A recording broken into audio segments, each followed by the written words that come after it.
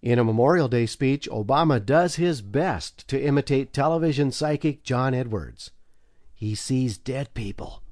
The audience was made up mostly of veterans, many of them sporting their VFW hats or American Legion hats. On this Memorial Day, as our nation honors its unbroken line of fallen heroes, and I see many of them in the audience here today.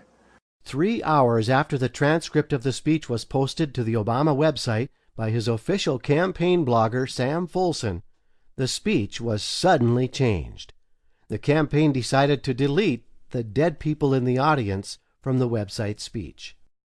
Alakazam! No more dead people in the audience. In reporting on the Memorial Day speech, the media and the comedians didn't say a word about Obama's opening dead soldier statement, and not a word about Obama's campaign changing his speech on the internet.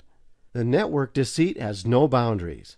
The Islamic television network Al Jazeera has nothing on these guys. Time after time, America's comedians just sat on the sidelines with these Obama blunders. You didn't even need comedy writers for this stuff. It wrote itself, but it just wasn't to be. Gee, I wonder if Obama's skin color had anything to do with it. Oh yeah, one other blunder occurred during the speech, but it wasn't so much a blunder as it was a flat-out lie. I had a uncle who was one of the, who was part of the first American troops to go into Auschwitz and liberate the concentration camps. The next day, when it became clear that Obama's story was phony, his campaign staff said that he meant to say it was his great-uncle. What a liar this guy is. He must think he's still in Chicago, where a politician can make up stuff on the fly. As the next day, it was discovered that even this was phony, as his great-uncle was nowhere near Auschwitz during World War II.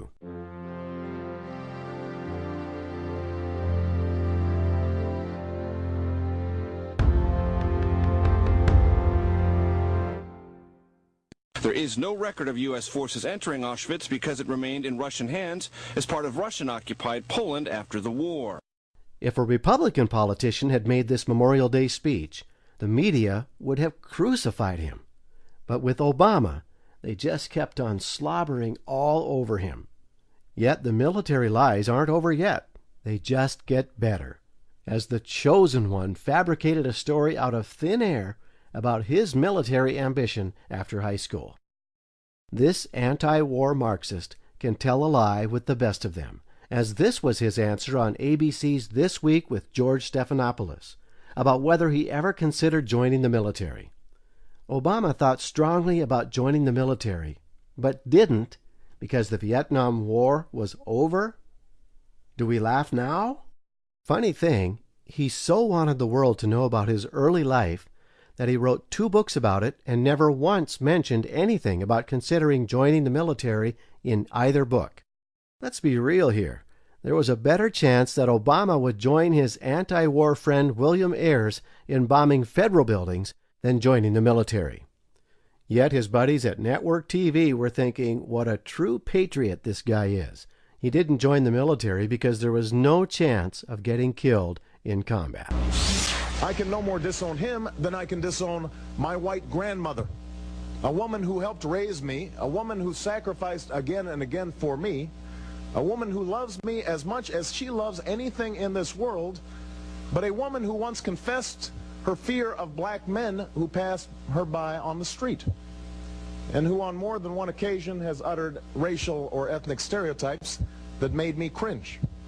The point I was making was not that my grandmother harbors any racial animosity. She doesn't. Right. But she is a typical white person who, if she sees somebody on the street that she doesn't know. That was a portion of a White People Are Bad speech Obama gave on March 18th. His advisors felt he needed to make a speech about race relations in America because Fox News had been letting the cows out of the barn by playing each and every one of his preachers' hate-filled sermons. Night after night, Fox was getting big ratings numbers with these Reverend Right sermons, and the sermons were starting to stick to Obama. The racist preacher was an absolute riot, and his church's #1 pupil for 20 years was an embarrassed presidential candidate. Even though mainstream media did its best to downplay the sermons, mostly by just refusing to show them, or explaining how the sermons were somehow the white man's fault, but your average man on the street who actually saw all these sermons on Fox News started wondering, Obama sat in that church for 20 years? The point I was making was not that my grandmother harbors any racial animosity. She doesn't. Right. But she is a typical white person who, if she sees somebody on the street that she doesn't know. The Obama speech was pure and simple Reverend Wright damage control. But amazingly, the now famous racist, Reverend Jeremiah Wright, was not the topic of the March 18th race speech. Instead, Obama trashed white people. An incredible turn of events. He went on and on about how dreadfully racist a country we are. Sort of an old Al Sharpton tune brought back to life. I was surprised we didn't hear David Duke's name, and of course he called his grandmother your typical white person. In other words, just your average run-of-the-mill white person who, like all white people, are afraid of black men that pass them by on the street. Nothing wrong with that, is there? I mean, that's not a stereotype, is it? A woman who once confessed her fear of black men who passed her by on the street. What a really sad scene this was. Obama's white grandmother had once innocently told him about a black panhandler who had accosted her on the street, getting in her face, demanding money, and scaring the daylights out of her. He wrote about the altercation in his first book. Obama had the nerve to compare Jeremiah Wright's 20 years of hate-filled sermons to his white grandmother's one-time confrontation with a black street beggar. What a dirtbag this guy is. He has no conscience whatsoever. Think about it. His trashy black father and hippie white mother abandoned him, and he was taken in and raised by his white grandmother. And who does he trash? It wasn't the only racially prejudiced comparison Barack made in his March 18th speech. Former Democratic vice presidential candidate Geraldine Ferraro had said a couple weeks earlier that Barack would not be where he was today if he was white, just as she would not have been Walter Mondale's 1984 running mate if she had been a man. This was hardly news, and obviously the truth, but all of a sudden the media was all over Ferraro. Believe me, you don't dare say anything negative about Obama without feeling the wrath of the Obama media. We can dismiss Reverend Wright as a crank or a demagogue, just as some have dismissed Geraldine Ferraro in the aftermath of her recent statements as harboring some deep-seated bias. Deep-seated racial bias? Geraldine Ferraro? And about Reverend Wright, his hate-filled preacher is just an old crank. That's what Reverend Wright is, just a crank? Geraldine Ferraro is, according to Obama, harboring deep-seated racial bias. Who knew that this lifetime civil rights activist was possibly a racist?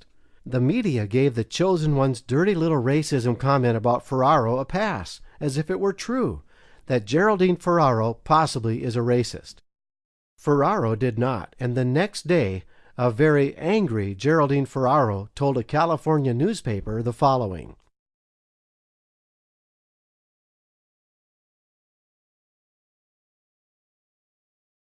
Ferraro went even further with her next statement.